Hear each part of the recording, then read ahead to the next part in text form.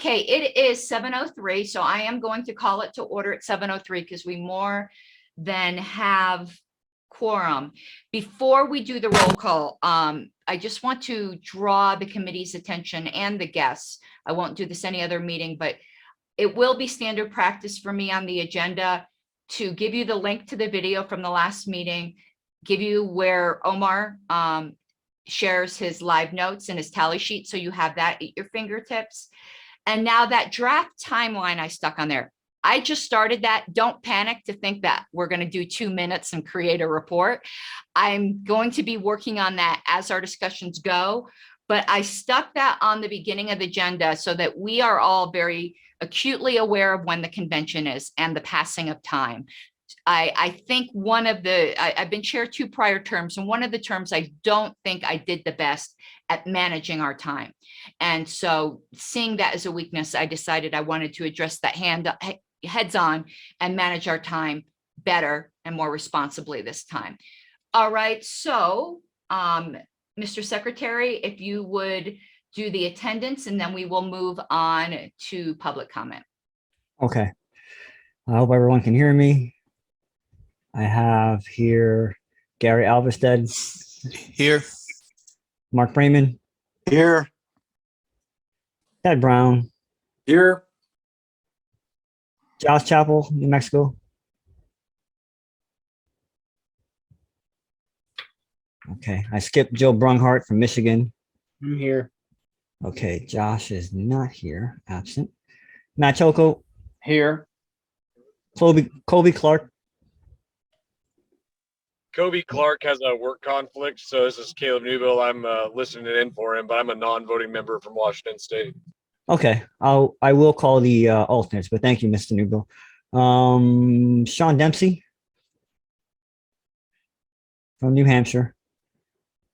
Oh, he will not be able to make it tonight. New Hampshire does not have an alternate. Yes, thank you, Madam Chair. Ken Mathis, Illinois. Here. Tim McMaster. Present. Joshua McHoles. I see him. Dustin Nana. Here. Hey.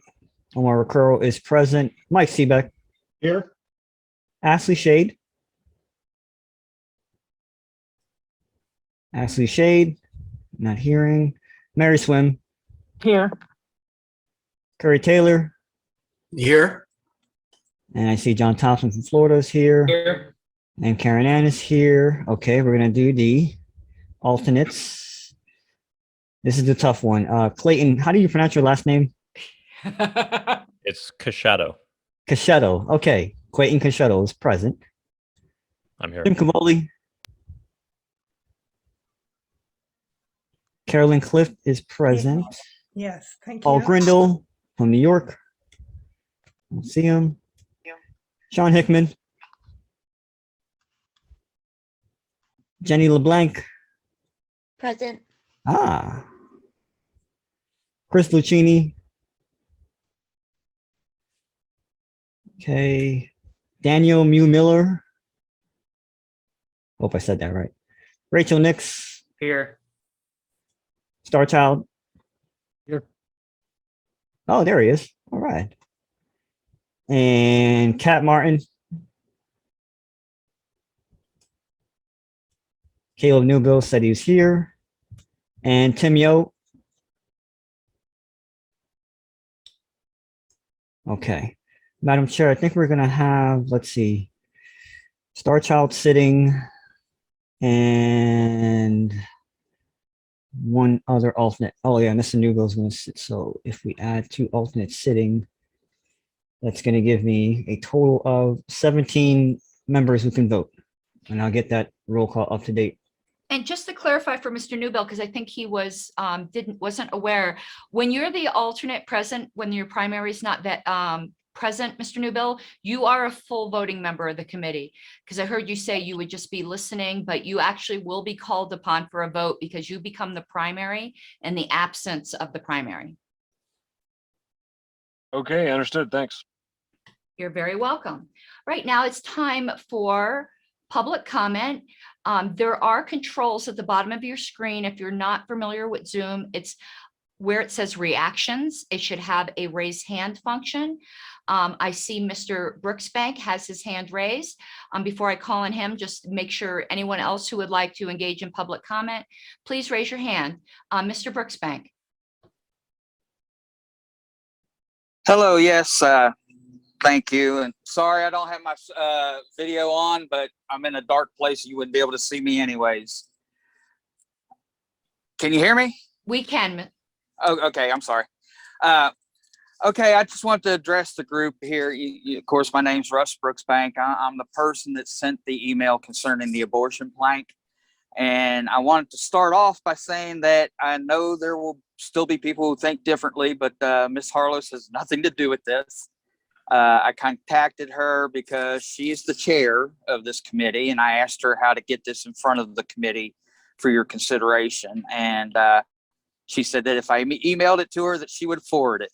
And she also made certain that I was aware of her desire to remain neutral. And I appreciate that and expected nothing less from her. Now, to the proposal, it's been my experience that the desire to delete the plank has increased, as evidenced by the number of tokens cast for its deletion.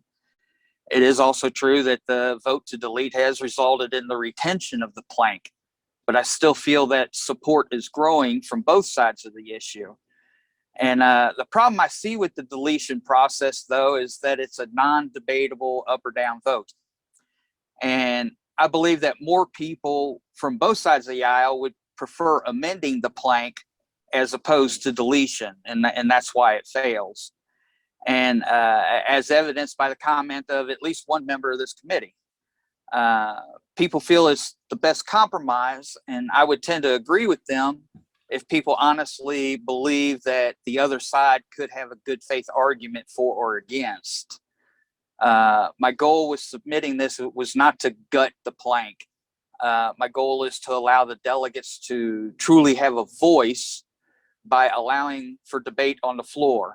The token system does not allow for debate or for people to propose different language. The committee coming up with a majority and a minority opinion does, though, however. And political parties grow and evolve, and we add to and change planks of our platform as the makeup of the party changes. And that's why we have a platform committee. And that's why we vote on it at every convention. So all I'm asking is to give us the opportunity to work on this one issue that seems to cause the most division within our party. And I'll just reiterate my support for the first proposal that I sent you, and because I believe that to be the most inclusive of all the varying different libertarian opinions. It's neither pro-choice nor pro-life, but pro-individual opinion. And the delegates deserve the opportunity to consider it in Reno. And that's why I sent it to you. But thank you for your time, and thank you for your hard work. I know this is, I've sat on committees like this, and it's no walk in the park. So thank you. Thank you very much, Mr. Brooksbank. Mr. McHose? Just want to make sure my audio is working now. That's what I thought. Is there any other members of the public that would like some moments of public comment? Okay, I don't see any further. Just FYI for any members of the public who may come up with things they would like to say. After each meeting, I encourage the committee members to stick around for 15 minutes if they can, to have a more open back and forth with any members that wish to hang out. You're under no obligation to do so after adjournment though, but I usually do try to stay around for at least 15 minutes, and we will have several town halls. So moving past that item of the agenda, item number C on here, I put this on here proactively. There was a request, I believe it was from Mr. Brayman from New York, to ask the committee to consider using the Porcupine electronic voting application. And on the list, I had ruled that agenda item request to be Well, I had said if a motion was actually made, and I assumed the motion by Mr. Brayman, since it wouldn't need a second, that I ruled it out of order. I put time here on the agenda if anyone wishes to appeal from my ruling. So I'm going to give a moment to see if anyone would like to appeal from my ruling. Could you explain your ruling, Madam Chair? I'm not sure what your question was. Okay, I did put it on the list, but I also have a link in the agenda, but I'm more than glad to read it out loud for the members of the public. And of course, it's not letting me view it. So I'm gonna just wing it a little bit here then, rather than reading exactly what I put on the list. In order to say that everyone in the group has to use a electronic voting application would require a special rule of order for this committee. Committees are not allowed to create their own special rules of order. Any member of this committee could say, I'm not doing that. And then we would have, and they'd have every right to refuse to use it. And then we would have two separate voting systems. Further, members of the public who are on the phone, or even yourself, Star Child, I know I had you in mind as well, who often call in, could not participate fully on an electronic voting application. I also think there's a big difference. I think members of the public have a right to actually hear how people are voting, that there is something to the ayes and the nays, rather than just looking at minutes afterwards. Because as I said in my to somebody else actually earlier this week, normal people don't read minutes for fun. I know some of us aren't normal people and do that, but your average member's not going to do that. And I do think they should be able to contemporaneously, whether they're on the phone or not, be able to witness and hear the work of the committee. But the primary reason is that I believe it's out of order, as we cannot create our own special rules of order in committees. Thank you. Very well put. Okay, hearing no appeal, I'm going to move on to the next item. I will give obviously opportunity for anyone to object to this. This is somewhat of a unilateral decision. I don't like making them. So if anyone wishes to object and move for a different date or move to strike, please feel free to do so. I am announcing that I am setting the first town hall. You are not obligated to attend the town hall. It's a voluntary meeting. And I'm setting it for February 24th, in which members of the party are invited to come and have more free-form discussions with members of the committee and give their thoughts without the formal structure of a meeting. So unless there's any objection, I'm going to be notifying headquarters to send out an email to the membership and invite them to the first town hall on February 24th. And I encourage every committee member to be there. You're not required to be there. That's not a... Madam Chair, what's the time going to be on that? That is a Thursday, so it will be 9 p.m. Eastern. Okay, thank you. Anything that's on a weekday will be 9 p.m. Eastern, because that seems like the absolute latest for the East Coast people, and still make it so that the people on the West Coast aren't still at work. It makes it really difficult. It's hard to accommodate Hawaii. I try, hopefully the Sunday ones do. The next town hall will be on a Sunday. Okay, so we are moving on then to consideration of the proposals from the Madam Chair, Yes. I have my hand up. Sorry, let me take it Oh, down. I'm sorry, Mr. Secretary. Yeah, I just wanted to ask, is this a meeting of the committee that will be, this is not official, it won't be an official meeting with the committee, like? No, I will No. record No it. no minutes, no anything like that? Nope. It's totally unofficial, just to try to build goodwill and good lines of communication with the membership. Understood, thank you. All right, so continuation of consideration from proposals from the 2020 National Report, as we decided last week. We had left off on proposal number 4, which was free trade and migration. And if you could put that up on the screen, Mr. Secretary, I believe we had left off with the plank exactly as the proposal stood in the report. We had finished all the voting and we were just back to either moving to a vote on it or moving further amendments. And I'm just waiting for the secretary to get that up on the screen. That's correct, Madam Chair. Mr. Seebeck moved a motion to add arbitrarily, and then that motion did not pass, and that's where we are right now. Yeah. That's what I had thought. Okay, let me expand my screen here. Okay, so the floor is open. If you wish to speak, please raise your hand. So let me just describe where we are at. The proposal we are considering is in current plank 3.4, free trade and migration, to delete the word unreasonably so that the middle sentence would read, with the word deleted, political freedom and escape from tyranny demand that individuals not be constrained by government and the crossing of political boundaries. And I know, let me just preface this, I know that there was someone who wished to amend other sentences in this plank, or perhaps amend it even further. And the decision we had made last time is, let's deal with this unreasonably part first, and then we could consider further amendments to this plank. So Mr. Brayman. I was actually interested in the other set Right. at some point. I have you in my notes as being Okay. absolutely the first person on deck once we deal with this proposal. Right. Thank you, sir. Is there anyone further? I would like to speak in favor of removing the word unreasonably.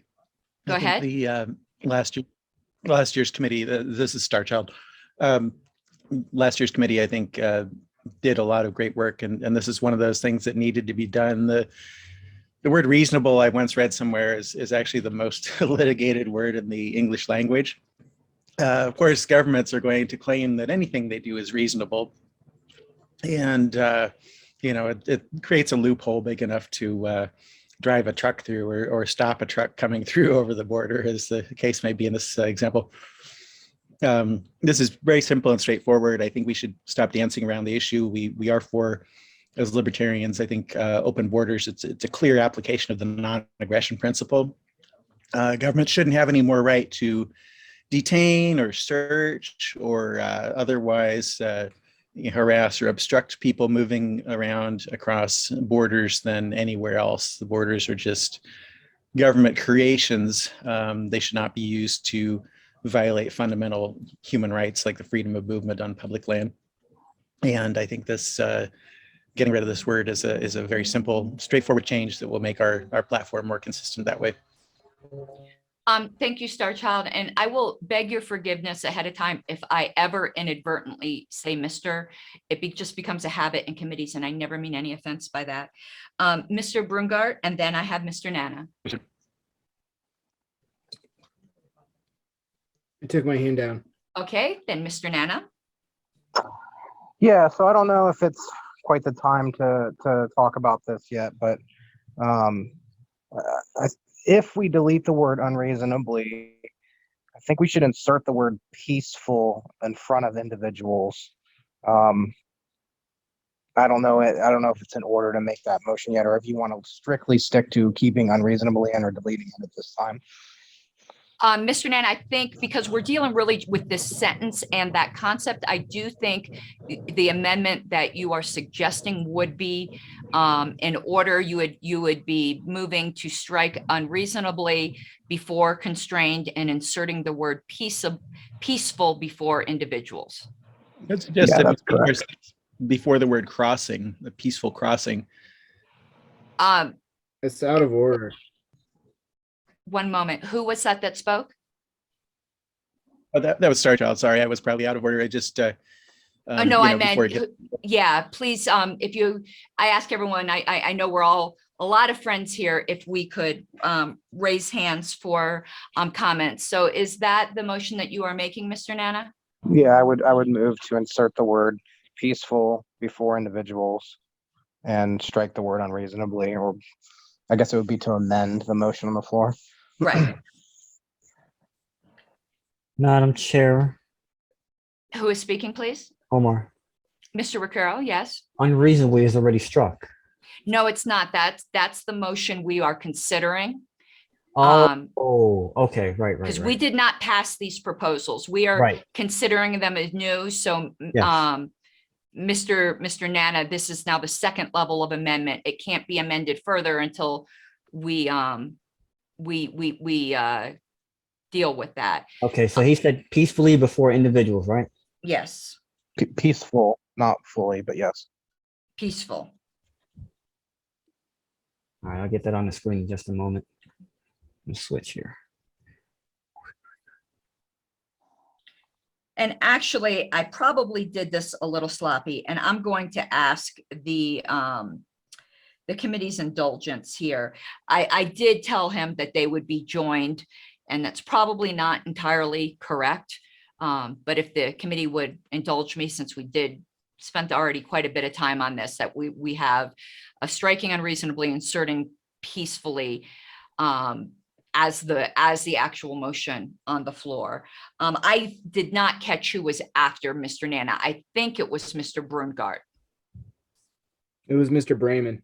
Okay, well, Mr. Brayman's had his hand up to go way back to everything, but Mr. Brayman, did you wish to speak on this? Yes, I do. Okay, Striking unreasonably leaves us with saying that we're completely opposed to any government constraints on crossing of political boundaries. And this actually, I believe, makes us sound very unreasonable at this particular moment in time. I've only crossed the southern boundary of the United States on foot once in my life. I've done it by plane a number of times.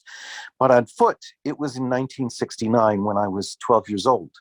On returning across the border with my grandparents and my older sister, I had purchased several souvenirs, a sombrero and a half-pound of firecrackers. And I embarrassed my grandmother by suggesting that I could smuggle firecrackers under my sombrero. She refused to walk across the border with me. And when the border agent asked her if she was carrying any alcohol, tobacco, firearms, or firecrackers, she said, I could hear her from 7 feet behind. She said, no, me, I'm not carrying any fireworks. My sister and I, who looked much younger than our 12 and 13-year-old ages, proceeded to walk up to the agent next, and he asked us, he just looked at us quizzically, said, are you with them? And we nodded our heads and said yes, and he just waved us on through. This wording conjures up images for me of millions of people crossing the southern border carrying fireworks, arms, and I am just worried that it would conjure up the same image for huge numbers of people in huge numbers of voters in our country. I think this makes it sound makes us sound very unreasonable. okay, thank you, Mr. Brungart. And I'm looking at what I'm sorry, Mr. Brayman, excuse me. Thank you. Because I'm distracted by my own mistake. Mr. Nana, what I should have actually done, and this is the way I'm going to handle it, is I am going to treat your insertion of peaceful with the striking of unreasonably as a substitute, with the original motion being just striking unreasonably, because it seems like we're going to have two very different things here. I kind of messed up on the way I was handling this. I'm gonna admit my error right up front. I believe this is the order: Mr. Brungart, Mr. Seebeck, then Starchild. Then I have Newbill and Nana and Brown. Okay, so before I speak, point of clarification: are we speaking for or against the substitution now?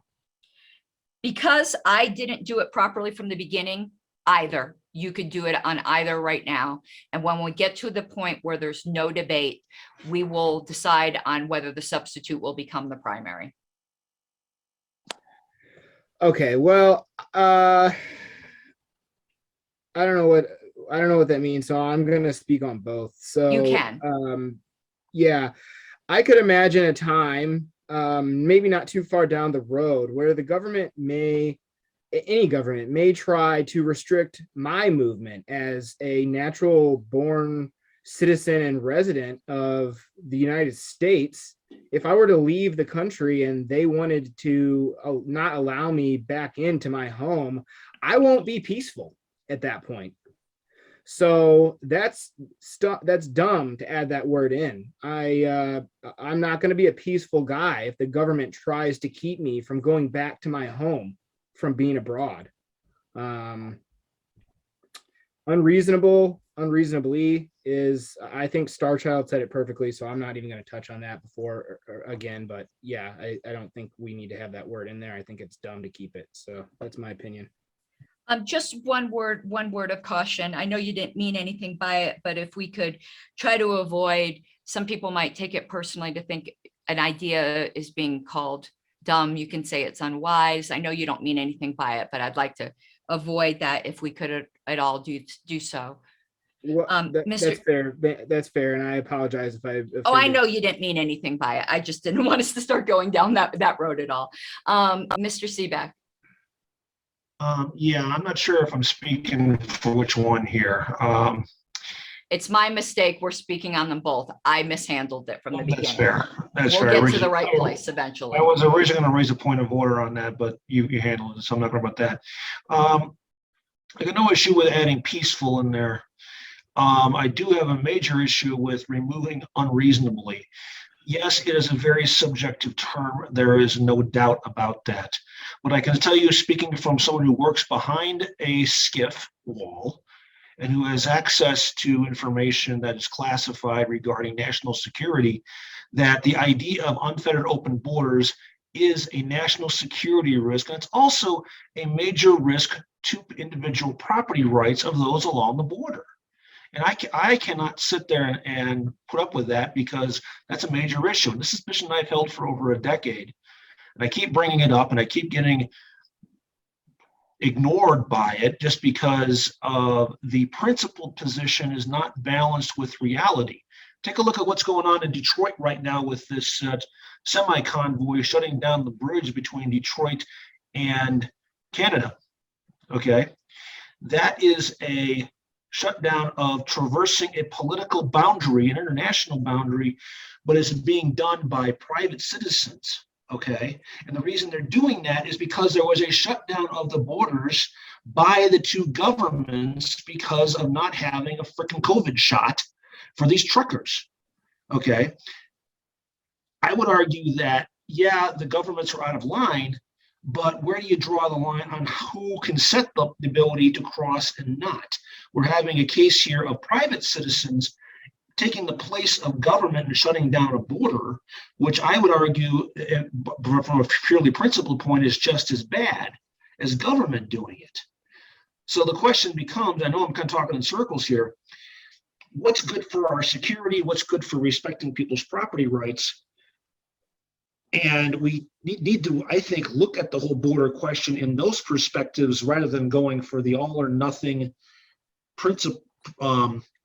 abstract principled approach here. So that's all I got to say about it. I'm not in favor of unreasonably, but I'm okay with peaceful. Okay, I have, and anyone correct me if I have the order wrong, but I don't believe I do. I have Starchild, Mr. Newbill, Mr. Nana, Mr. Brown, Mr. Mercurio, Mr. Brayman once more. So Starchild. Yeah, so I would point out that, we talk about rights all throughout our platform in many different contexts, but rarely do we add qualifiers. We don't say, that only peaceful individuals should be able to own property, or that only peaceful individuals should be able to take drugs, or that only peaceful individuals should have the right to keep and bear arms, or any of this kind of thing. Another thing to think about is that the border controls are actually unconstitutional. The federal government gives Congress the authority to regulate immigration, but except for the importation of slaves after 1808, I'm sorry, gives them the authority to regulate naturalization, which is the process of becoming a citizen. But except for the importation of slaves after 1808, there's no authorization for them to control who enters or leaves the country. And that's because originally the states were states. They were independent countries when the US was formed and had control as such of their own borders, I believe, in constitutional terms. It's not the United Provinces of America, the United Territories of America, it's the United States. And that is important because it implies also the right to secession, that they as independent states have the right to leave this union if they decide to do so. As far as property rights, certainly the people with property along borders have the right to have it be secure and protected by law, just as people anywhere else. But there's no reason to create special language or some special privileges if they're any different than any other property owner that is subject to trespass or violation. And in fact, the United States has almost exclusively open borders everywhere in the country. Between these states, which again are technically, independent countries, party to the U.S. coming together as an entity, you can cross from California to Nevada or Arizona to New Mexico or whatever without any constraints whatsoever. And nobody suggests that we'd be better off if all these places had special constraints and we said, oh, only peaceful people can cross, or government can control it for national security reasons or any of this kind of thing. And it works very well. It's amazing diversity in this country, areas of wealth and poverty and vastly different cultures and viewpoints by geography in some places. And yet, it generally works. The only problems that we hear about with regard to borders of the United States are the external borders, where government is trying to control them and criminalize people for crossing them. So no, I don't think we should add the word peaceful. Okay, thank you, Star Child. So I have Mr. Newbill, and Mr. Nana will be following him immediately. Hi, thank you. I'll speak in favor of the word peaceful. And I'll just cite one example. I used to work with at-risk youth here in Washington State, and we're a border state. And I know it is significantly more difficult to traffic a child into slavery if they internationally, if there's border controls. I know, for instance, one of my coworkers who was dealing with an at-risk youth, we know for a fact one girl at least was saved because of border control measures from being trafficked, because it allowed her the time to get attention from the authorities and her traffickers to be detained. That's all I have. Okay, thank you. Mr. Nana with Mr. Brown immediately following. Thank you. So my intention with the addition of this word is to clarify what I think the libertarian position is on this. I agree that that the word reasonable could have a different definition to everybody who reads the plank. So I think it's probably a good idea to get rid of it. But I also think we need to clarify our position that, I can't be a serial killer from Canada and then just come to America and cross the border with no repercussions. That's probably the most extreme example. But that's my intent with this. I don't think there's anybody that disagrees with what peaceful means. I think peaceful is easier to define than reasonable.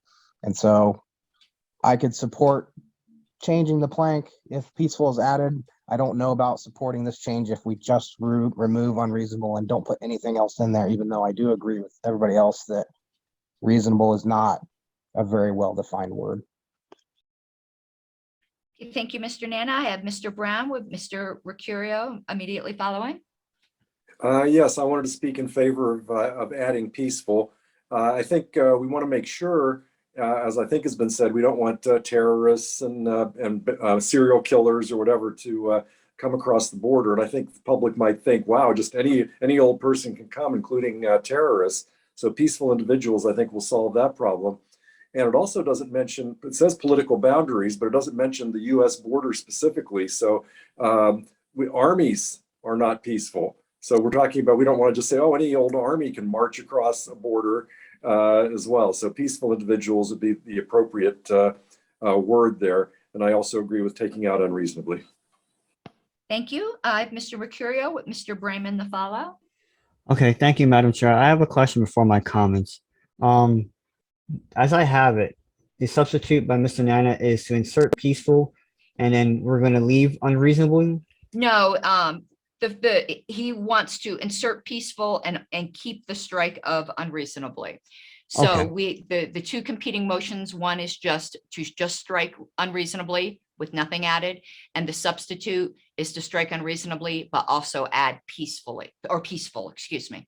Okay. So I'll speak in favor of the original proposal, just keeping unreasonably struck, as some good points have been made by Star Child and others that we want to promote people to come here as well.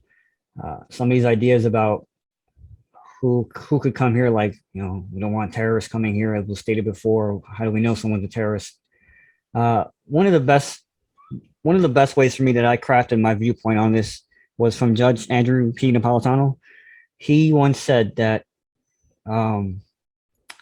where he said, what's the quote? Where goods cross borders, that one? Yeah. Where goods and services freely cross borders, armies do not. And where goods and services do not freely cross borders, armies will. So I think that in the world that we live in today and the melding pot that is the world, we should, I think our platform should, it says it, I think it says it enough. It already insinuates the idea that, the idea of a world set free in our lifetime, life, liberty, and the pursuit of happiness, it doesn't have boundaries. It doesn't have borders. Thank you. I hope you didn't mind me prodding your memory. Mr. Brayman with Mr. Choco immediately to follow. I disagree that the word peaceful is more well-defined than the word unreasonable. Again, I think back to my own experience of smuggling a half-pound of firecrackers across the border as a 12-year-old. How many thousands of pounds of explosives would have to be carried across before you might agree that some people would start to argue that that person is not peaceful? I think the boundary between too much, or too little explosives is one that there would be a lot of debate on. That there is much room for disagreement about the definition of peaceful. I think leaving unreasonably in there is probably more sensible for our ability to get votes this year, and I would oppose making any change in that right now. Thank you. I have Mr. Choco and then Mr. McCose.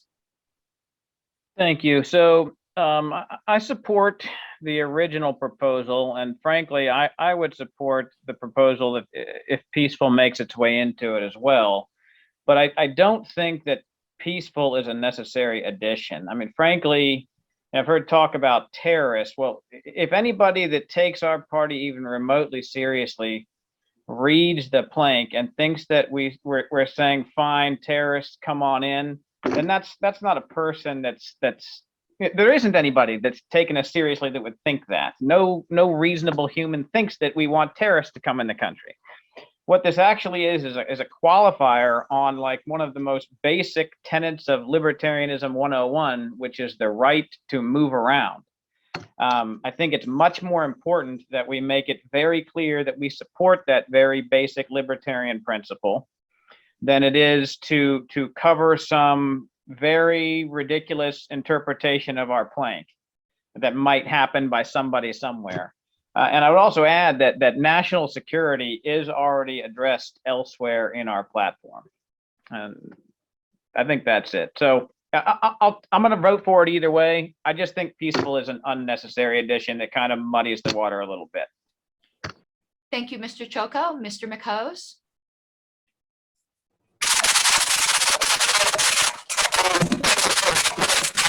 Oh, you're not coming through, sir. He said to give 1 moment. So let's just give him 1 moment. Let's see where. Mr. McCose. I'm trying to. Can you hear Oh, me? No. yes, we can. Yeah, you can. I'm trying to find the right microphone though. Like you can hear me though. Okay. Yeah, we can. So there is already exists the right to easement. If a person is able to pass through your land, you don't have a locked fence, etc.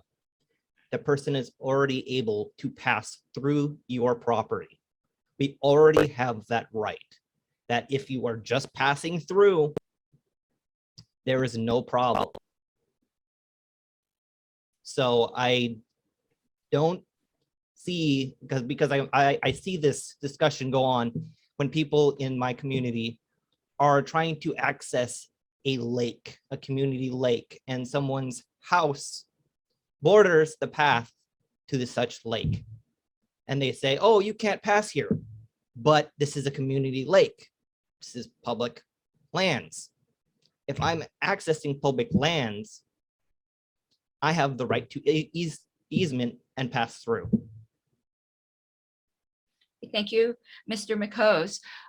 Just one moment before I see if there is further debate or if we're ready for a vote, is to remind everyone that if the results of the vote ends up being something you're not entirely pleased with, to remember that 4 or more of you do have the right to submit a minority report, not just on this plank, about any plank gets passed that isn't really what you prefer. I like to remind the committee of their rights to that. So is there any further debate on either the substitute or the primary? He's seeing none. This is where procedurally we are at. And I once again beg the committee's forgiveness because I did handle this a little sloppy, which isn't usually like me, but I did, so I want to own it. What we're going to be voting on right now is, shall the substitute become the main motion? If that is voted down, then the primary will remain the main motion. So what we're voting on is, should the main motion that we would then vote to adopt, this adopts nothing, the main motion would become the insertion of the word peaceful and the deletion of unreasonably, so that the sentence would read, political freedom and escape from tyranny demand that peaceful individuals not be constrained by government in the crossing of political boundaries. If we do not make that the main motion will remain with just the striking of unreasonably and not adding any words. Are we clear? Is everyone clear on what we're voting on right now, which is, shall the substitute become the main motion? Okay, whenever you're ready, Mr. Secretary, if you would take a roll call.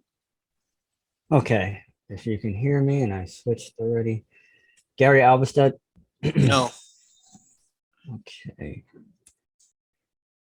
Mark Raymond. No. Ted Brown. Yes.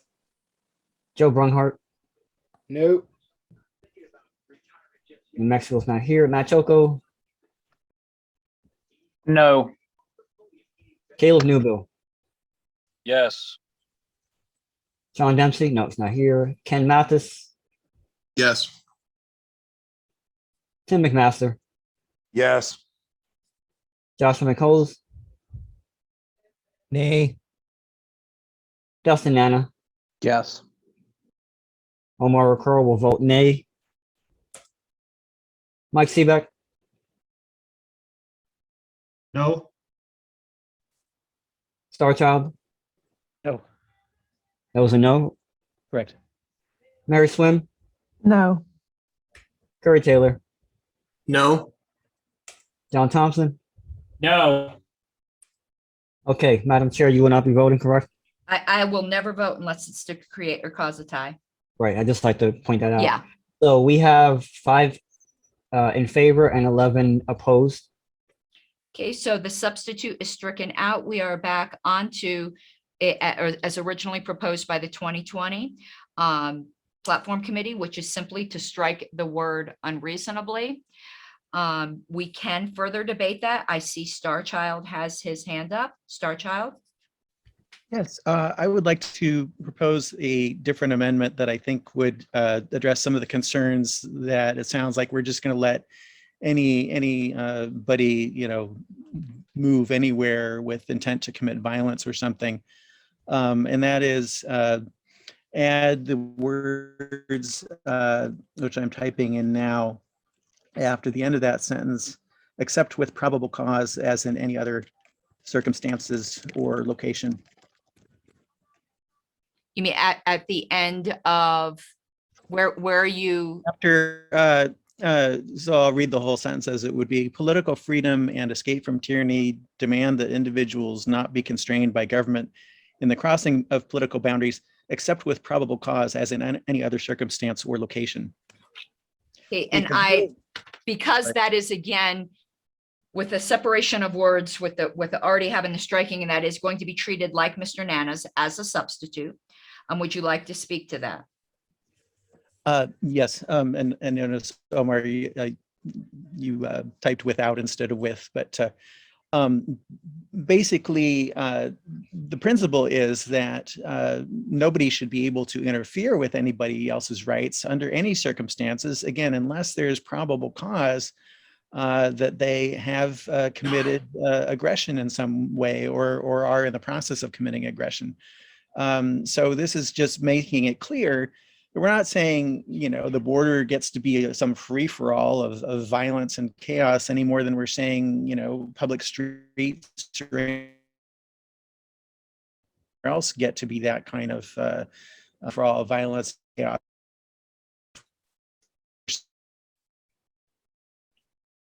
People have the same rights or else between jurisdictions. So I think this wording would make that clear and hopefully address some of the concern. Thank you, Star Child. Mr. Nana. Yeah, I mean, I see where you're going with this, but I think it makes it a lot less. I mean, I understand now that you explained it, but I think somebody reading it is going to be a lot less unclear. Probable cause for what, I think, is what most people are going to say. So I'd be willing to support this if maybe it got amended to something else. I don't have that language in my head, but I'm not sure this clears it up for the average person reading this plank. Okay, thank you. I now have on deck Mr. McCose, Mr. Seebeck, and I had Mr. Newbill, but I believe your hand is now down. So I just have Mr. McCose and Mr. Seebeck. I'm going to, though, ask the committee, I know this is an emotional topic, but if we, and not that anyone has done this, I'm anticipating this may happen. If we could try not to repeat points made multiple times, because we could talk about this point for the rest of this term. Mr. McCose. This might be a little bit repeating, but I just looked up the definition of probable cause, and it echoes back to what is reasonable. No, I don't believe that's repetitive because you're dealing with the new language. Mr. Seebeck. Yeah, the problem, I'm speaking against this motion for the substitute. First of all, probable cause is a legal term which indicates possibility of criminal activity. In order to make that determination, you have to have an investigation. How are you going to investigate these people? Who's going to do it? When is it going to be done? And how are they going to do it? And how can you even begin to do that without detaining them in the first place to determine if they're peaceful or not? That's the problem with this whole plank, is that you want open borders, but you have no way of determining who's peaceful and who isn't. Okay, thank you, Mr. Seebeck. Is there any further debate before we vote on whether to make this substitute the primary motion? If no one else, Star Child, I would like to respond to that. Okay, Star Child. This is no different than anywhere else. You know, if somebody is walking to a school with the intent to commit a mass shooting there, again, you can't just stop them and, you know, detain them or arrest them or whatever without probable cause. You have to let them continue on their way and, you know, maybe continue to follow them if you find them suspicious or investigate them. But no, you don't get to just automatically stop them. I mean, there's no reason that government should only, you know, be able to enforce, you know, what we would generally see as reasonable laws against things like theft and murder and so forth, to the extent that there are laws at all at the border. That suddenly, if they don't arrest somebody there or stop them there, that they've lost any opportunity to stop that person from committing violence once they've crossed the border. No, that's ridiculous. I mean, obviously there's millions of people in the country now, and you know, there's opportunities to stop them from committing violence, just as there would be somebody coming into the country, you know, once they're inside. So I feel like people want to treat borders as this special, different kind of circumstance, and I just don't believe it is any different. You know, again, people don't lose their human rights under these special circumstances. There's the same burden, I think, on the authorities to to prove, if we need to spell out what probable cause means, I'm okay with adding additional language in that. I think most people kind of understand that it means, that there's probable cause that somebody committed or is in the process of committing an actual serious crime. In the context of our platform, I think it would be clear we don't mean probable cause that maybe they're smuggling drugs or something like that. But if people think that's unclear, we could spell that out. I'm not opposed to that. But I'm opposed to in any way treating borders as special or different than anywhere else. And I think a lot of language just ends up sort of obfuscating that basic point. As soon as we depart from saying that borders are just the same as any other location and people don't lose their human rights there, we go down a slippery slope where all kinds of government infringements, not just on people coming into a jurisdiction, but also people leaving a jurisdiction, become justifiable and practical, because borders and walls and stuff can work both ways. They work to keep people in as well as keep people out. Thank you, Starchild. Mr. Cholko? Thank you. So I oppose this amendment because I think it just waters down what we're saying here. If it was a situation of trading unreasonably for Starchild's language, I would support that. But, I'd rather just get rid of unreasonably, which is the other option here. So I think all of the concerns that Starchild raised are reasonable. I agree with all of them. But I think that the language he's suggesting actually leaves more room for government to mess with people crossing political boundaries. So I'll be voting against it and hoping to pass just the removal of the word unreasonably. Thank you, Mr. Cholko. Okay, is there any further debate on whether or not the substitute motion shall become the primary motion?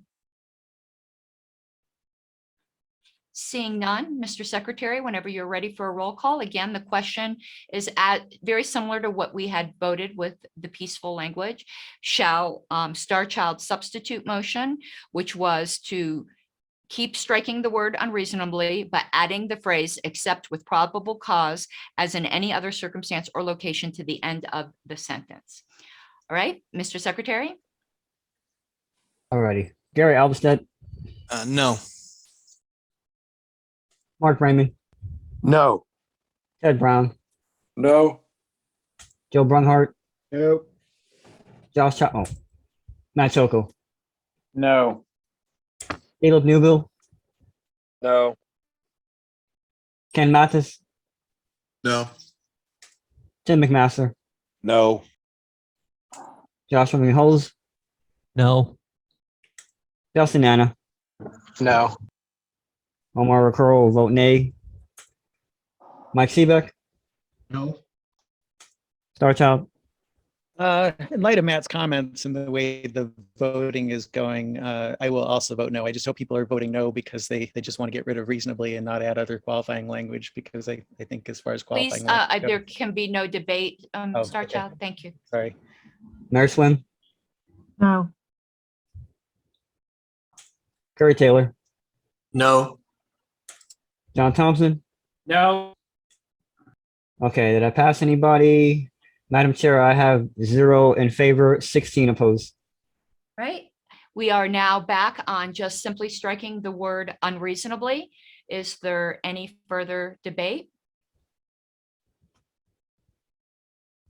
Okay, it looks like we are ready for the question, which shall we adopt the proposal in which the word unreasonably will be stricken from that sentence so that it will read political freedom and escape from tyranny, demand that individuals not be constrained by government in the crossing of political boundaries. Mr. Secretary, whenever you are ready.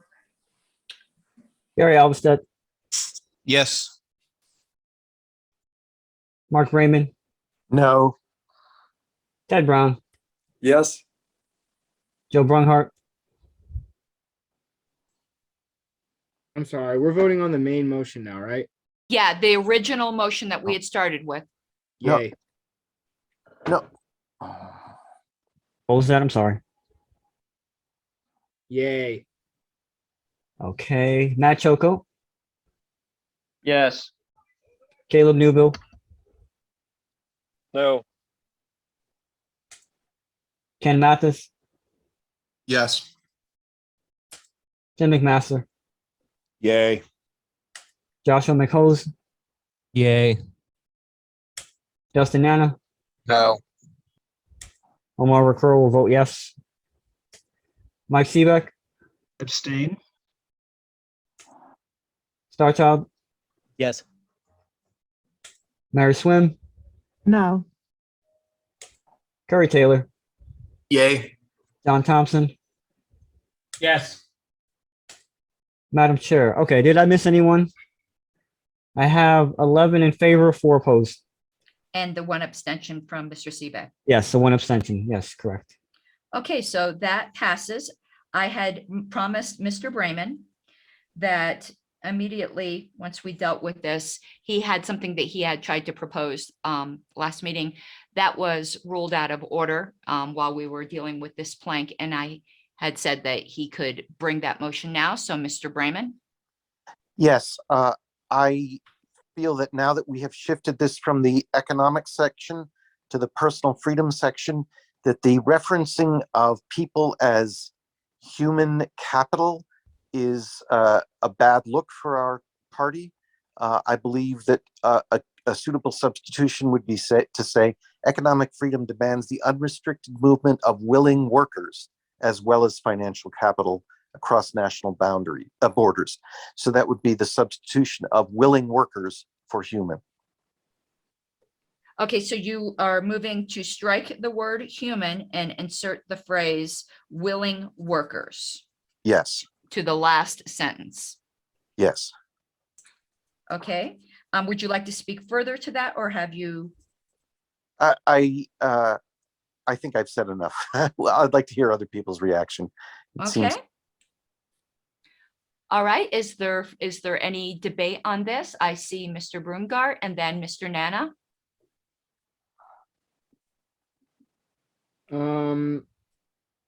I don't necessarily think that this is bad. However, I think it would be better to change it to humans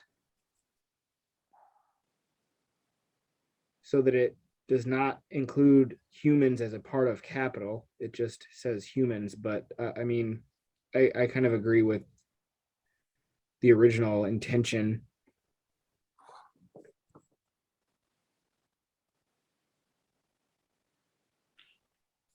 So are you, well, we're already at the second level amendment because we're not dealing with no, actually we are not, because this is a brand new one. You can, if you wish, strike willing workers and insert in humans. I'm considering that a different word because it does fundamentally change the meaning than the word human that was there before, if that's what you wish to do. I mean, I don't know if anybody else agrees with me, but that's I think it's better worded that way, but It's entirely up to you, sir. Point of information, please. Is this an interruptible point of information, Mr. Seebeck? I'm a little confused as to what the secretary has put up on the screen. If we just voted to strike out on this unreasonably, and that's currently in the plank, shouldn't that still be up there as stricken out? We're looking, I mean, technically that will be in the markup, but we're only looking at that last sentence right now. I would just beg that I think we all realize that we have struck out unreasonably and that the secretary is catching up. Okay, I have a second question then, because I wasn't sure I heard correctly. Was the motion just to add the words willing workers? It was to strike, the secretary is getting to striking the word human and inserting willing workers. Okay, thank you. You're welcome. So, Mr. Brungart, did you decide? yeah, I'll move to have that as a substitute. Well, it would be just simply an amendment. So you're Whatever. wishing. So you're Whatever. wishing. That's okay. I So don't you're I don't know all the rules still. Yeah, no, but none of us really do. So you're wishing to strike willing workers and insert humans. Am I correct? That is correct, Madam Chair. Okay, thank you. So we are now on Mr. Brungart's secondary amendment. I do not know if the people in line wish to speak to that. I had Mr. Nana, did you wish to speak to this or remain? Well, I do now that it's amended the way it is. I think Okay, the and I word will willing, keep you on the other list as well. Okay, I think the word willing is important. If you get rid of the word willing, that takes away the whole reason why I think this was moved in the first place. We're trying to let people know that we don't want people trafficked across the border, if I'm not mistaken. So if I had gotten to it first, I was going to move to amend it to willing individuals, but I did not get there in time. well, and you could always make that if any of these do fail. I had Mr. Cholko. Did you wish to speak to the secondary amendment? Well, I want to make sure I understand what the secondary amendment is. It's the final sentence will read, economic freedom demands the unrestricted movement of humans as well as financial capital across national borders. Is that Yes. correct? Yes, sir. Okay, I don't want to speak on that, but I would like to stay in queue for the willing workers language. Okay, no problem. Okay, I had Starchild. Did you wish to speak on the secondary? I would like to propose a substitute again, if that's in order. Or are we No, keeping- we're at the second level of amendment. Okay. I guess I would like to speak against this then, just because I think I have better wording. I'd like the last sentence to read, economic freedom demands the unrestricted movement of labor as well as capital across national borders. And I use the word labor only because we are speaking, at the start of that sentence in terms of economic freedom. So in economic freedom, we're talking about labor and capital. So I think it makes sense to use the term labor in that context rather than humans or willing workers or so forth. And as for the willing part, I guess, again, it's, I feel like we're a little bit selective in terms of where we feel it's necessary to emphasize the consensual nature in the platform. We always want everything to be consensual, but we don't feel the need to sort of explicitly say that in every context. And I think that, the idea that people are going to be trafficked across the border in the context of borders where there isn't, there aren't constraints on freedom of movement. There's no reason more to think people would be trafficked there than anywhere else. I mean, the trafficking comes from people trying to evade the border controls. It's like all kinds of crime and violence. It's a direct consequence of the existence of a black market created by government rules that force, peaceful people to sometimes turn to people who aren't peaceful to try to get their basic rights, the ability to exercise them.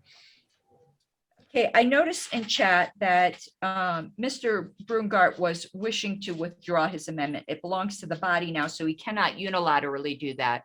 But I'd like to ask if there is any objection to Mr. Brungart withdrawing his amendment, which was striking willing workers and inserting humans. Is there any objection to him withdrawing his amendment? Point of information before we do that. Yes.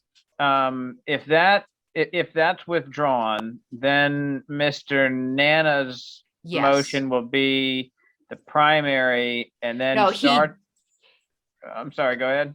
Mr. Nana hasn't made an amendment yet. I'm sorry. Who made that? Who made humans? That was Mr. Brungart, and he wishes to withdraw it. Mr. Brayman made willing workers. Okay, so he wants to withdraw it in favor of Mr. Nana's amendment, but what we're talking about is just withdrawing regardless of Mr. Nana's amendment, correct? But Mr. Nana was first in line to speak once we got back to willing workers. So presumably he's going to make an amendment as soon as we remove this one. If there is no objection, correct. Okay, thank you. Is there any objection to Mr. Brungart withdrawing his amendment? Speak out loud, because there's so many hands that I won't know if you're doing for that or something else. Okay, seeing no objection, Mr. Brungart's amendment is withdrawn. So we are back on at striking the word human and inserting willing workers. Mr. Nana was up first to speak on that. Yeah, I would like to make a substitute motion and change willing workers to willing individuals. So you're wishing to strike the word workers out of that amendment and put in individuals. Correct. And keep human struck as well. Correct. That already was part of it. Got it. And you said individuals? Yes, Madam Chair. Okay, thank you. So going back to okay, I'm going to ask everyone to lower their hand right now. And we are going to start over with an order on Mr. Nana's amendment. Okay, so I saw first Star Child, then Mr. Ricuro. I'll pass for now. If you could bump me down to the bottom of the queue. Okay, Mr. Ricuro, and then Mr. Brayman. Okay, thank you, Madam Chair. So I want to make sure I have this right. It should be, we're striking the word human and it should be willing individuals, right? Yes, and I do believe after you, Mr. Nana wanted to speak further to his, and I kind of cut him off. So after you speak, unless you want to let Mr. Nana speak, I realized that I didn't give him appropriate time to speak to his own motion. Yeah, I'll go after Miss Nana. Well, thank you, Mr. Secretary. No, I just think that this makes it clear that it's people who want to cross the border. It kind of, and especially if we don't remove the word human, willing workers would be better than human, but I think best would be willing individuals. Yeah, if you know, we're talking about trying to change this so that it's apparent that we're not counting people as capital, then we should emphasize the fact that it needs to be willing people and not people that are being trafficked over the border for one reason or the other, that they should also be willing. Thank you, Mr. Nana. My apologies for that. Mr. Ricuro, then I have Mr. Brayman and then Star Child. Thank you, Madam Chair. So this is a substitute motion or just an amendment? No, it's the second level of amendment. He's, yes. Okay, so I just briefly, I'm really would just like to kind of move on, and I feel like we could be here all night, and when we could just actually address this over email, because as to the chair's point earlier, we can always move to reconsider something later on. So I think at this point, I'm not going to support anything other than what we were already passed, which was striking unreasonably, just so we can move on. Thank you. Okay, Mr. Brayman and then Star Child. So first, as a point of privilege, my name was misspelled as Brain Man in the record. Please, that's something I've had to deal with for over 50 years, and it's a little bit of a stickler. On this question, whether we use individuals or workers, workers relates more closely to the main point of the sentence, which is economics, but I have no problem with substituting individuals. If you put individuals, I think that would make sense to remove willing at that point if people wanted to. My intent in making this was just this original sentence sounded almost like it could have been written in the 1600s to argue in favor of the slave trade. It was a bad sounding sentence, treating human beings as if they were just a commodity on a par with financial capital.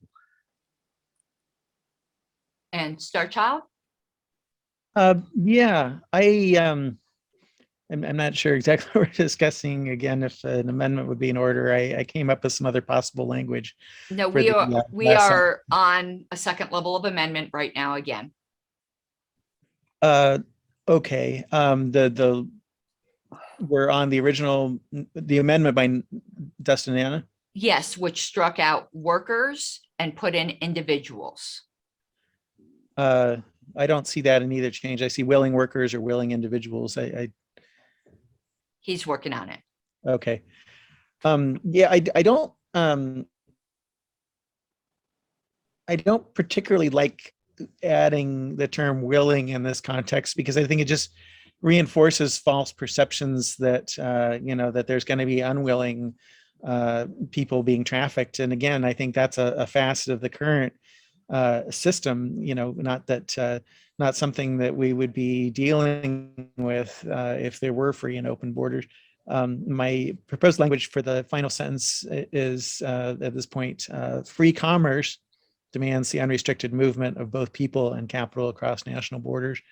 I think that would essentially say the same thing, but remove that language about human capital, which I agree is problematic and not the best way to phrase it, because people really aren't capital. They're not resources or commodities. Okay. But yeah, that's all. Okay, thank you. I had Mr. Thompson.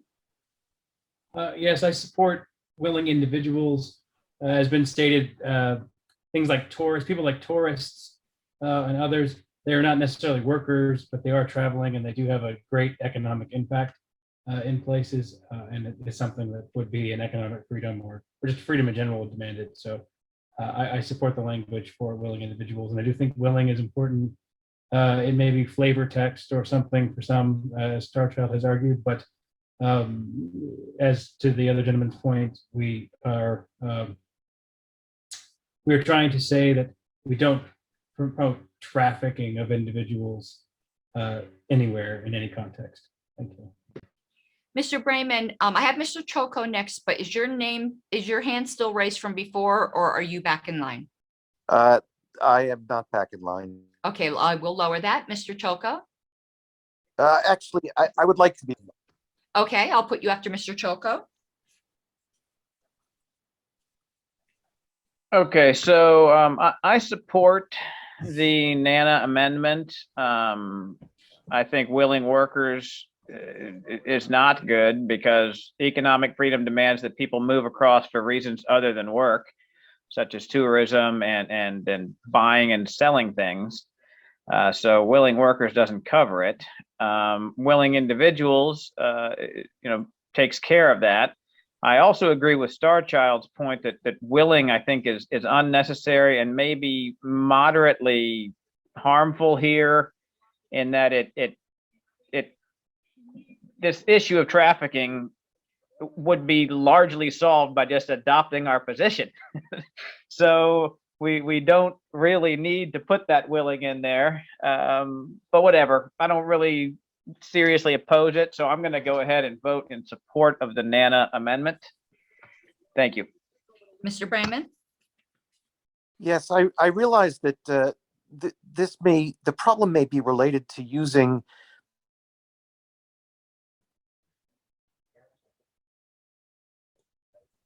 and capital as essentially the verb movement, and that we might think about resolving this by using a different derivative of a verb. So instead of saying movement for both, we could say unrestricted migration of people as well as movement of financial capital across national borders. That would, to me, solve the problem by taking human beings and not putting them on a par with capital, in terms of showing that the human beings are autonomous and capable of making their own decision, whereas the capital is purely an object that is subject to movement by others. Okay, if I may make a suggestion, if the committee would indulge me, it seems we're doing a lot of workshopping in the meeting time, which I personally don't think is the best use of our time. I would certainly think that the committee might appreciate it if this item got postponed to the next meeting, and perhaps everyone agree to withdraw both of their amendments, workshop it on the list. I will put discussing this sentence first on the next agenda, so we could start afresh instead of all of this ad hoc workshopping, which I don't think is going to get us the best result. So if I'm going to take a little prerogative here, if someone wishes to make that motion. So moved. Okay, now first let me ask, the two amendments that are out there, which is Mr. Brayman's and Mr. Nana's, would you both be willing to withdraw them, realizing you can bring them up next meeting, leave the sentence as it is for further workshopping on the list? And if there would be an objection from the body, if you two are willing. I'm willing. Mark Brayman. Mr. Nana? I feel like we're close. If people would just stop coming up with new proposals and just talk about the proposal on the floor, but I guess, yeah, sure. If you're not willing, Mr. Nana, do not let me pressure you. I just don't want, well, I sense that that's the will of the body, so I will acquiesce to that. Now, is there any objection to Mr. Nana and Mr. Brayman withdrawing their amendments? And we hear, and if there would be any objection to Mr. First, is there any objection to the withdrawal of those two amendments? Hearing none. Is there any objection to Mr. Recuro's motion to workshop this on the list and instruct the chair to put the consideration of fresh motions for the sentence to be the first thing on the next agenda? Hearing no objections, that is, leave it to you guys to start those discussions on the list. We will move on now to item number G, which was proposal number 5. 1 second, Madam Chair. I'll switch here. And I will note, after we deal with that proposal number 5, we probably will not get to finish this time. I am going to be moving to amend the order of consideration because there was 2 very related proposals on emissions, and it makes sense to consider them. I'm just giving you a heads up as to what's coming, but right now, all we're looking at is number 5. So the proposal, this is the motion that comes to us from the 2020 platform report, was to add the phrase, including the necessity of any particular government system, into the omissions plank, so that the omissions plank would then read, our silence about any other government law, regulation, ordinance, directive, edict, control, regulatory agency, activity, or machination, including the necessity of any particular governmental system, should not be construed to apply approval. And I'm reading it as you're scrolling, Mr. Secretary. Were you reading 12 or 5? I was reading 5. Oh, okay. I didn't see Weren't you all at that. 5? No, I was at 5. Oh, wait, hold on. We just passed it. Yeah, I was reading 5. Okay. Okay, so that is the motion on the floor right now to add that phrase where it is indicated on the screen. All right. I was going from memory as you started scrolling. Yeah, I thought you were reading 12 because it sounded like more words, and I know 12. Yeah, no. So I have on the floor Mr. Cholko, Mr. Seebeck, Mr. Brungart. Madam Chair, quick question. I had my hand up. Let me put it down. Oh, I'm sorry. I had a point of order, but it's kind of so far past. On the agenda, we did have adoption of, well, approval of the minutes, and I'm thinking now we should just move that to the email list.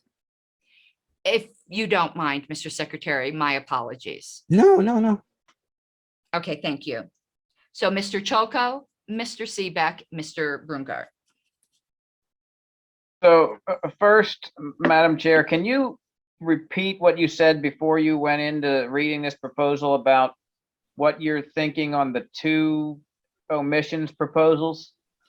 After the consideration of this one, there's an additional proposal for omissions that was submitted as a completely separate item from the platform committee.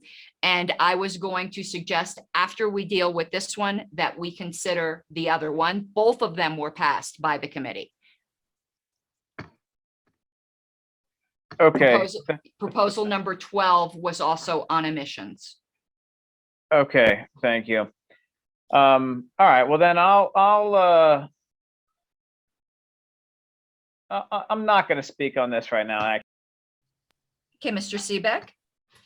Yes, move to substitute Go ahead. the language from the minority report.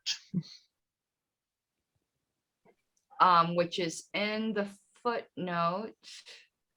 One Next page. second. Do you see that minority report, Mr. Secretary? It's in the agenda. I put it in the footnote. He's got it up on the screen. Oh, okay, yes. So the substitution is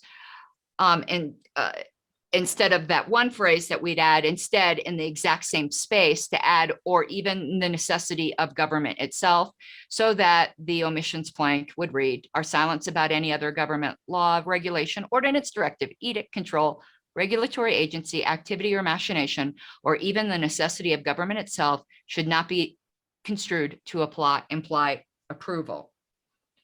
So I'm going to handle this properly this time. And the way substitutes should be done, unlike how I did it before, is we perfect the language of the primary first.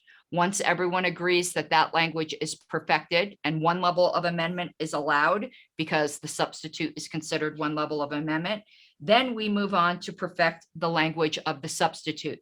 Once they are both perfected, we judge between the two as to which shall become the main motion. So right now, we are back on the primary, and we are going to perfect that language first.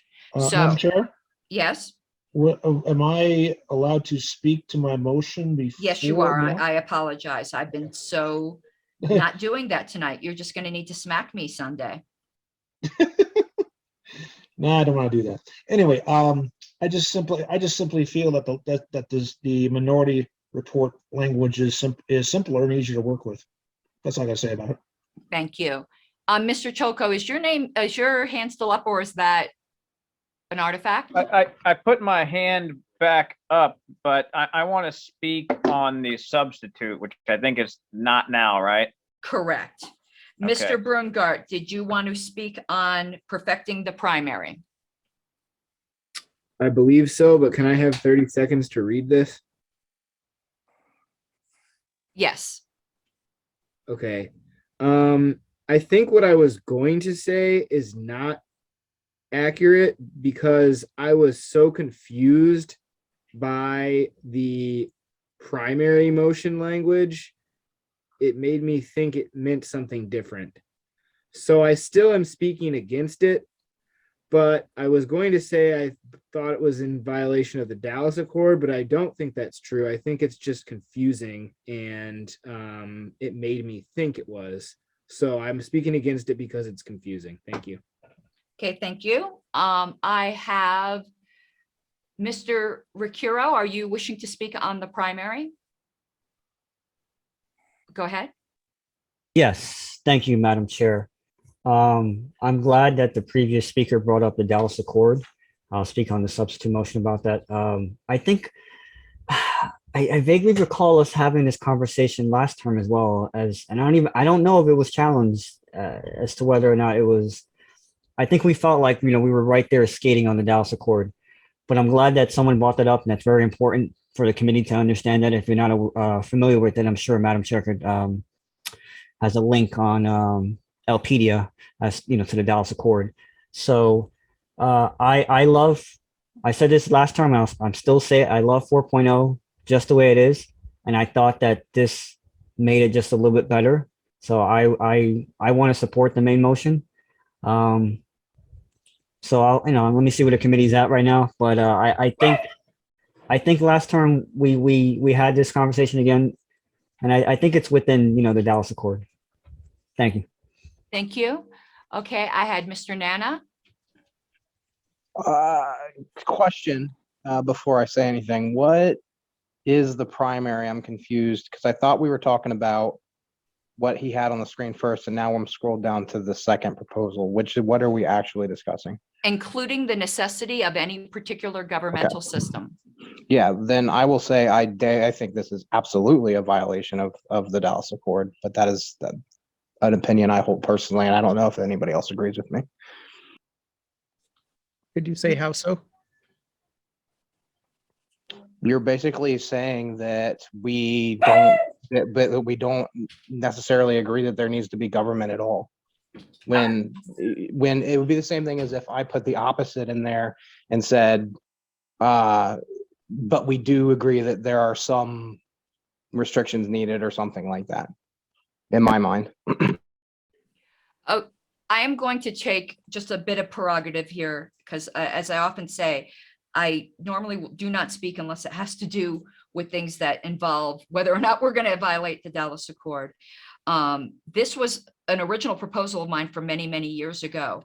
And I'll just briefly state, as to somebody who's obsessed with the Dallas Accord, why I do not believe it's a violation. The party's official position is silence on the necessity of government.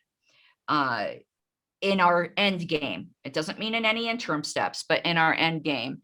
And this makes it explicit. A lot of party members do not realize that is the party's position. And when they learn it, they feel deceived. So the omissions plank says, just because we're silent about this doesn't mean we approve that there has to be government. We basically don't have any position. The rest of our platform has led a lot of people in the party to feel like we take an affirmative stance that there must be a government. And that is not the party's official stance. That was the purpose of this, to make it clear so that people didn't feel like they had a bait and switch done on them when they joined the party, which a lot of people have expressed to me that they felt. So that's all I am going to say on that. Mr. Choco, then Starchild. Well, what are we speaking on right now? We are on including the necessity of any governmental system. Yeah, so I don't want to speak on that. Okay. Oh, I thought you put your hand back up. Never mind. So let me put your hand down. I have you on the list for the other one. Starchild, did you wish to speak on this one? We're speaking on the majority report language, right? The primary, yes. Yeah. I will speak against it, not because it's horrible. I don't think any of these things we're debating here are horrible, but I think the minority report language is slightly better. And I think the alternate language I just typed into the chat, which I also proposed to when we talked about this on email a couple of weeks ago, would make it clearer. And I think Karen Ann's right that there has been a lot of confusion around this in the party. I think trying to shoehorn it, the government or no government question into this particular sentence about omissions is rendering the sentence longer and more confusing, that really it's kind of a different topic than the omission sentence. And I think my substitute language, which you can again see in the chat, addresses that. So I'll hold out for that as my first preference, but I'm not unhappy with any of these. It's just a matter of getting wording right, I think. Okay, is there, Mr. Taylor? Yeah, I'll go ahead and speak in favor of the proposal 5 as it was in the original report. I think this one is gives the government is complex, right? The way it's set up, especially in the United States. And it's completely impossible for us or any particular person to be for or against any large section of government. It doesn't necessarily have to be the whole thing. It can just be certain pieces of it, which could be, a complete thumbs up or thumbs down by someone in their head. Whereas if you take the minority report version, you have to take all or nothing. And I think that if you use the proposal 5's version, you're going to get a better result. You're going to be further away. I don't believe either of these are violations of the Dallas Accord either, but you're going to get further away from a violation if you go with the proposal number 5. So I support it. Thank you, Mr. Taylor. Is there any further debate or debate on the primary? Okay, so hearing none, we're moving on to the language of the substitute. I had Mr. Choco first and then Starchild. Thank you. So I support the substitute. To be clear, I'm going to vote for whichever one of these becomes the main motion, but I think the substitute better communicates what our position is. Including the necessity of any particular governmental system doesn't, in my opinion, you have to really look to fit no government at all into that. And definitely there is a substantial portion of the party that favors no government at all. And I think that the substitute language does a much better job of covering that. So I prefer that language, and I will be voting to make this the main motion. Thank you, Mr. Choco. I had Starchild, Mr. Brungart, and Mr. Ricuro. Starchild? Yeah, I basically said what I was going to say before. I agree with what Matt just said. That's my feeling exactly, except even if we get the minority report, I'd still like to propose my substitute language because I think it's clearer, but I'll be happy with any of these. Okay, I hate to do this to the committee, but I do have to advise Starchild of his right here that you can do a substitute to a substitute. If you wished at this point, you could put your language that is in chat as a substitute for the substitute. It's unamendable, it's only debatable, so it would go to a very quick vote. You may prefer to propose it as a minority report at some other time, but I'm just saying you do have the right at this point if you wish to make a substitute for the substitute.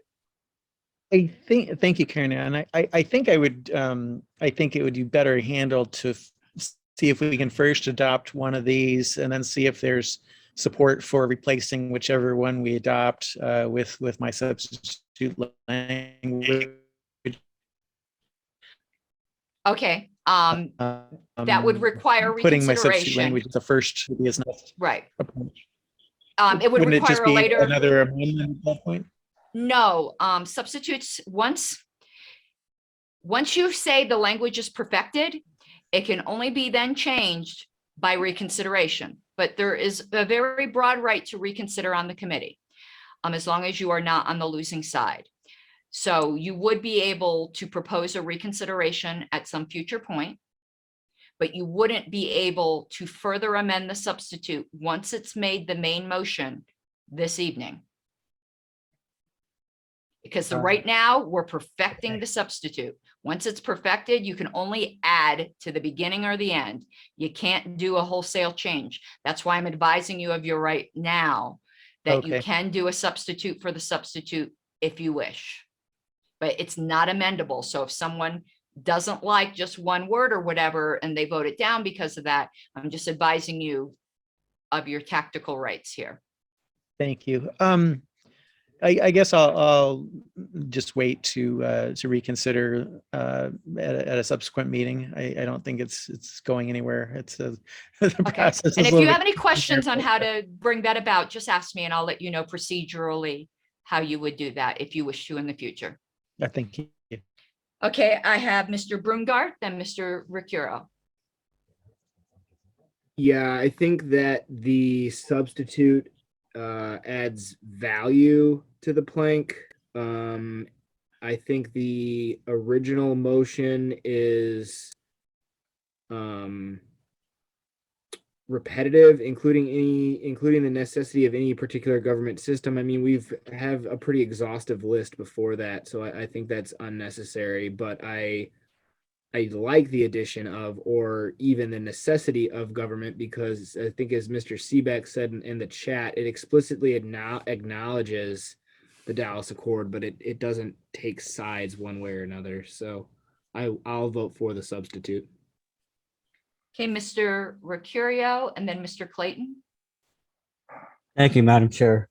So a little bit was mentioned before about how this is kind of all or nothing, and that's the way I view it. And I do view this as a violation of the Dallas Accord, because now we are suggesting, we're not suggesting it, we're not outright stating it, but it's just kind of implicit to say, yeah, we really don't need government. And yes, a lot of us are anarchists, or even hell, maybe all of us are anarchists, right? Deep down in heart. But to the chair's point, you know, we haven't made that that position yet, and I think that's the point of the Dallas Accord, is to you know, to keep that balance in place. Also, there are so many wonderful stories by different libertarians across the party that have said, I read the platform and I became a member of the party. And so I became a member of the party and then read the platform, and I was just like, yeah, I'm in the right place. So I like 4.0, just the original. I'm borderline on the main motion, but I can't support the minority report. But I appreciate the passion. I can't support the minority report. I mean, the substitute motion that's proposed right now. Thank you. And just a point of trivia, Mr. Robert Nozick is the original author of the emissions plank as it stands right now.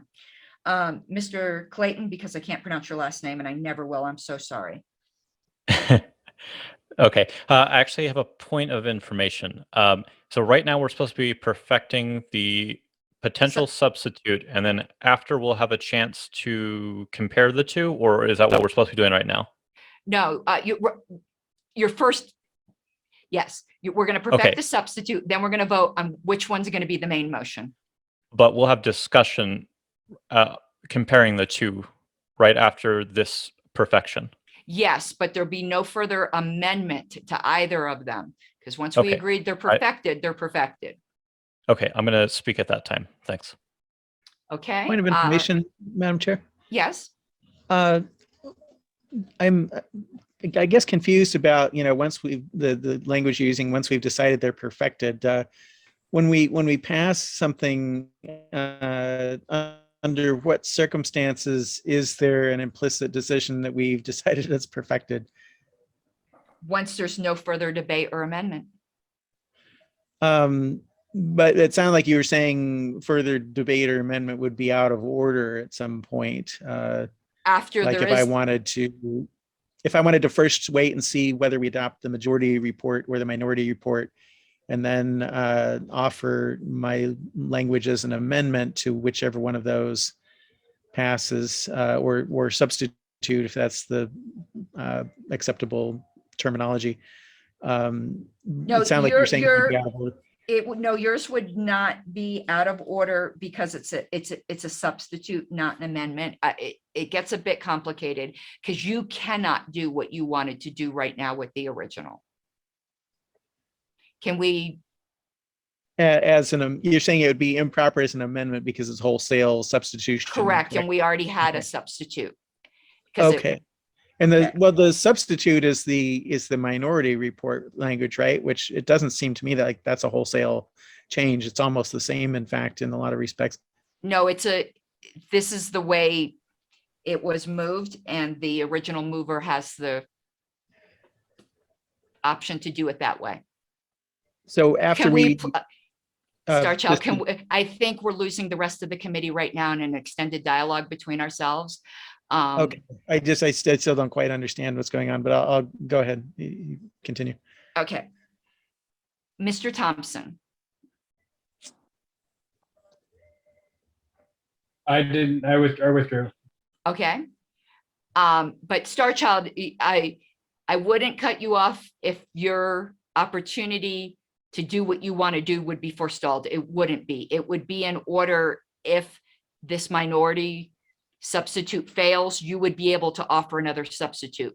What can't be done is a piecemeal amendment after we agreed the original one is perfected. But what you are offering is not a piecemeal amendment, it's a wholesale replacement, which you could not do for that first one right now. Okay, thank you.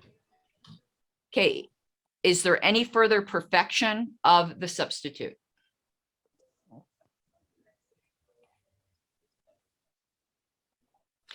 Okay, hearing none, where we are going to be moving right now is, shall the substitute become the main motion?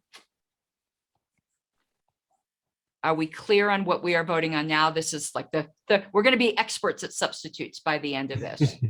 Mr. Clayton. Yes. So my understanding is I have the opportunity to compare the two now. Yes. Yes, you can right now. Yes, sir. Okay. So the original motion doesn't add anything for me. I understand the intent of it, but when you're talking about a particular government system, someone casually reading this, I would say one of the particular government systems is a law, a regulation, an ordinance. So this, to me, as a casual reader, would just be a duplication of the first part of the sentence. The second part of the sentence is a different concept entirely, and saying, do we even need the government? It is stronger language, but also a point I didn't hear is that I don't even think the original adds anything. So I would urge the committee to consider the substitute. Thank you. Thank you, Mr. McCose. I'm actually going to withdraw my hand. Okay, thank you. So are we ready for the question on shall the substitute become the pending main motion? Call it. Not allowed to call the question on committees, but it looks like that's naturally what's going to happen anyway. There's no further hands raised. Mr. Secretary. Okay, we get to number 5. Here we go. Gary Alvestead. Aye. Mark Raymond. Abstain. Ted Brown. Aye. Joe Brunghart. Yes. Matt Choco. Yes. Caleb Newbill. Mr. Newbill. Did we lose him? Come I back. think he left. Ken Mathis. Yes. Tim McMaster. Yes. Joshua McHose. Yes. Nelson Nana. Just want to be clear, this is for the substitute, correct? This is shall the substitute become the main motion? Replace the motion. Yeah, no. Omar Crow votes nay. Mike Seebeck. Yes. Starchild. Yes. Mary Swim. No. Curry Taylor. No. John Thompson. No. Okay. Did I miss anyone? I think I missed Mr. Newbill. Did he leave, Madam Chair? Yes, you did. Okay. So I have 9 in favor, 5 opposed, one abstention. Okay, so now what was the minority report is now the main motion. Star Child, it is now appropriate for you, if you wished, to substitute for the main motion the language you had in chat. You could also do it at a later date through a motion to reconsider. Okay. Well, if it's in order now, I'll go ahead and do it now.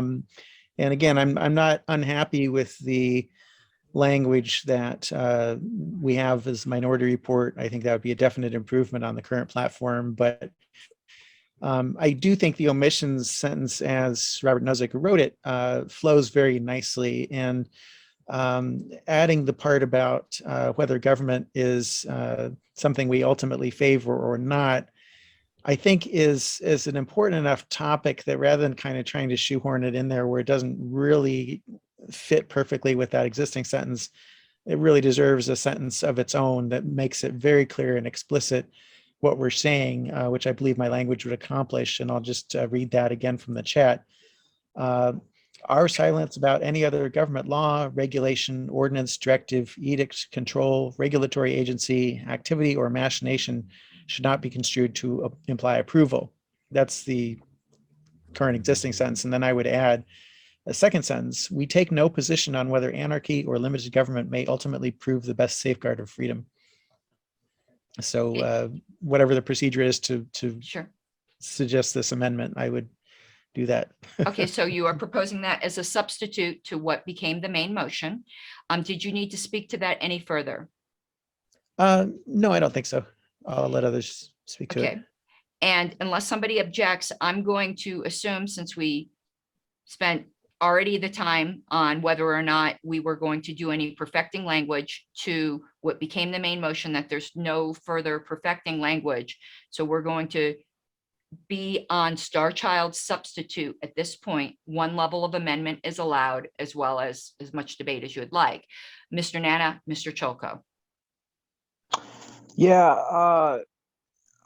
I prefer for the way the original language before any of this stuff got added, including the original motion. But if we're gonna add language, I think what Star Child has here is better because it at least explicitly explains what we mean, and explicitly lays out that we don't take a stand one way or the other.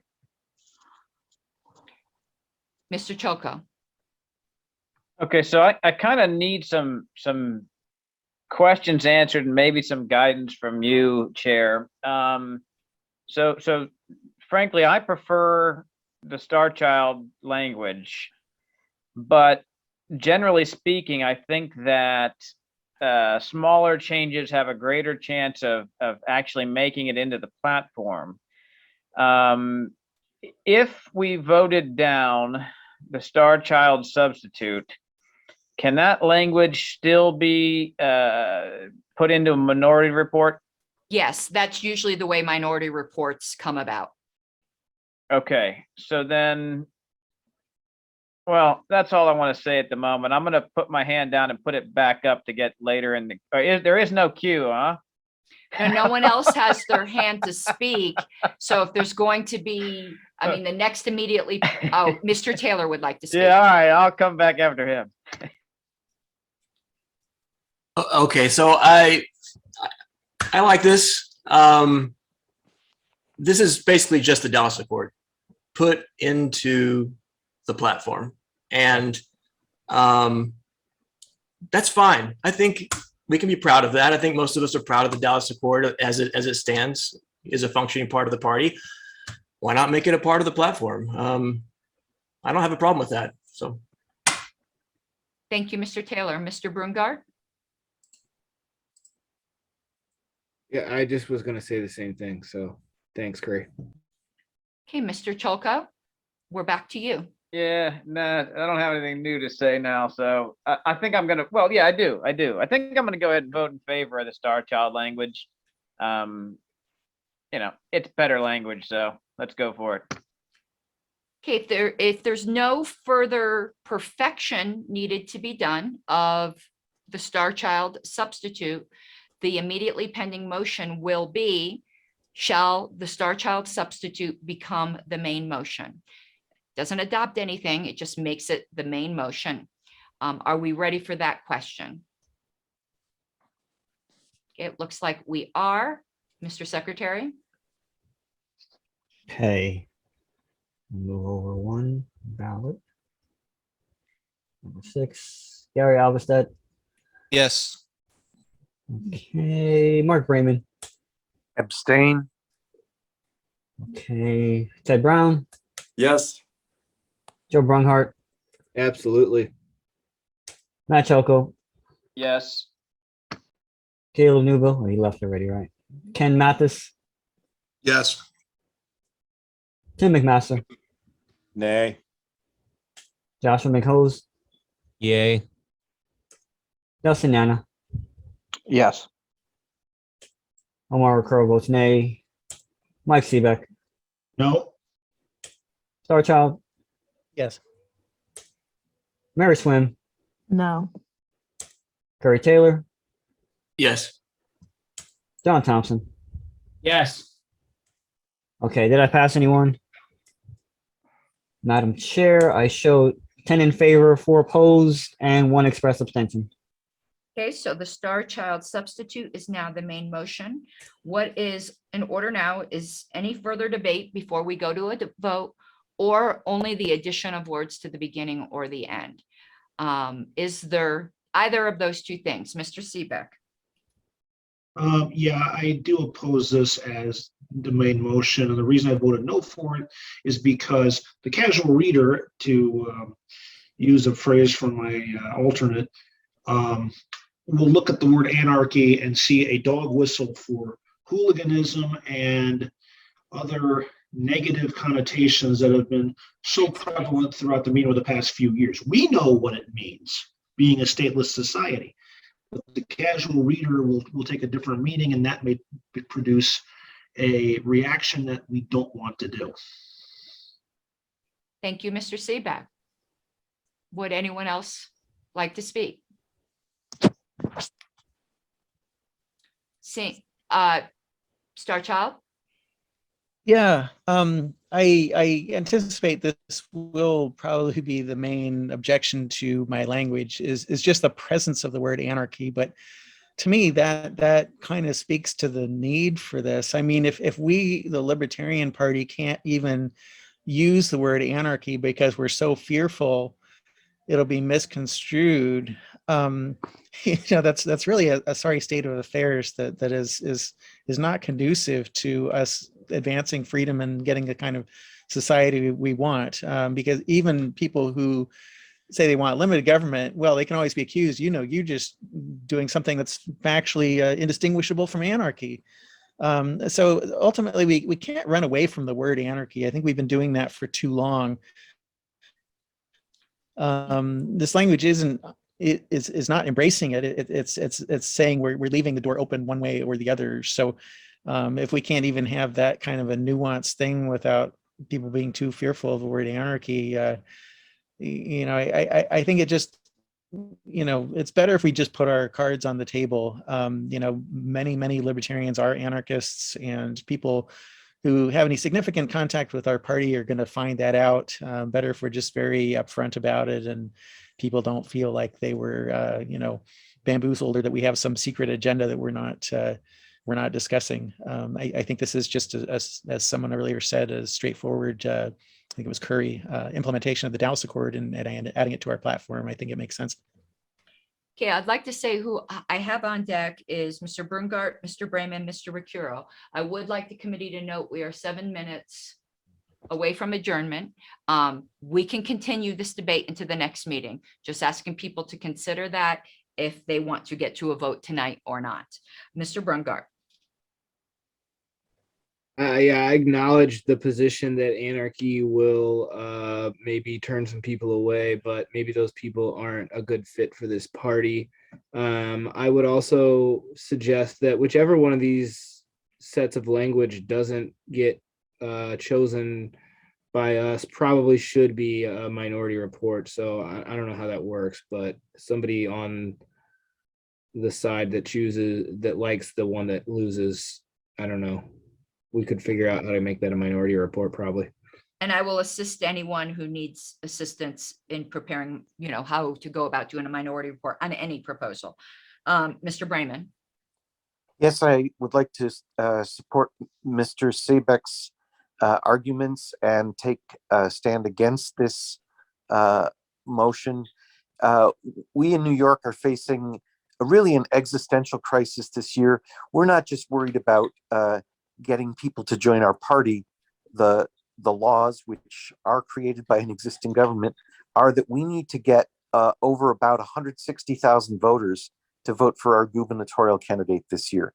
And so we are very concerned about something that will turn away voters, not voters who will necessarily want to join the party, but voters who will vote against the very obnoxious Democrat and Republican candidates. And we just don't want to be rise to their level of obnoxiousness in terms of the perceptions of those 160,000 voters that we need to gather. Okay, thank you. Mr. Ricuro. Thank you, Madam Chair. I was, so some of the points have been made already, and I'll just say that I don't think we're turning anybody away. Well, I shouldn't say turning anybody away. I don't think we're afraid to use the word anarchy. I think that I know when I ran for office, I didn't talk to anybody about anarchy. I talked to people about solutions to the issues that we have in our community. And so we can get really philosophical and really deep in the weeds. And it's weird to say this, but there are examples, especially along history, of good government, of limited government, and even, dare I say, voluntary ways of government. So I think there's a way to get there. Having it in the platform, again, I don't know how it's going to react to some people, and I don't know how it may affect candidates. Remember, the platform was quoted. I do remember the platform was quoted once to Garrett Johnson when he was running the second time. So I don't know if that'll be something that'll be spun in a bad way for the LPI. I don't think all news, whether it's good or bad, especially bad news, is always good news. So that's kind of where I'm at. Thank you. Okay, Star Child. Oh, my hand was up from before. I don't need to say anything further, I don't think. Okay, Mr. McCose. I'd just like to speak to the sentiments of people being afraid that we might turn people away. I've been an anarchist for 15 years. I've been proudly an anarchist for 15 years. And every person that I have talked to has at least come this way within the past decade. Just want to let people know that. I see Star Child's hands raised, but I would like to remind everyone, we're either going to vote tonight or we're going to continue to debate. I asked the people with their hands raised to consider if that's what they wish to do. Again, it's your choice. Star Child? Yeah, actually, Joshua's comment reminded me there's something else I'd like to say, and that is that in my own conversations with leftists, which being here in San Francisco are pretty frequent online and off, I find actually there's often, this may surprise some of you, I don't know, but there's sometimes more favorable reaction to me identifying as anarchist than as libertarian. People on the left may have a more favorable opinion of anarchy in some sense, especially if you make it clear that your anarchy is, against authoritarianism in general and not just against big government, although that's another topic. But yeah, I do think that the party has run away from the word, and I think the word is worth reclaiming, that if we don't reclaim it, it will hurt us whether or not we actually say anything about anarchy or not. So I think people concerned about how voters are going to react and this kind of thing should keep that in mind. We want to be able to take pride in who we are. Joshua mentioned being an anarchist for 15 years. I only came around to formally adopting that position myself more recently. But even before Star that, Child, we are coming up view, on a hard stop time unless there's a motion to extend. Motions to extend are in order. I'll shut up. Motion to extend by 5 minutes. Who was that, please? Joe Brungart. Is there any objection to extending for 5 minutes? To 5 minutes after the adjournment time? Hearing none. Star Child, did you need to finish your thought? No, I guess not. I think I've said enough. Let other people speak if others have things they want to say about it. Okay, is there anyone else who wishes to speak on this? Hearing none, that means we are ready for the question. Mr. Secretary? So to be clear, what we are voting on is whether we will adopt as our proposal the motion by Star Child, which would add the sentence to the end of the omissions plank, which reads, "We take no position on whether anarchy or limited government may ultimately prove the best safeguard of freedom." Mr. Secretary. Hang on 1 second. Okay. Gary Alvstead.